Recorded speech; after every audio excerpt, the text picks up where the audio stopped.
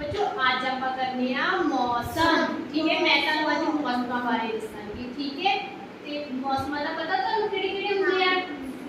ਕਿਹੜੇ ਹੁੰਦੇ ਆ? ਨਹੀਂ ਪਤਾ।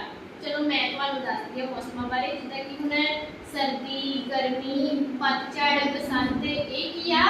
मौसम। ठीक है, थोड़े थोड़े टाइम बाद मौसम चेंज हो जाता ना।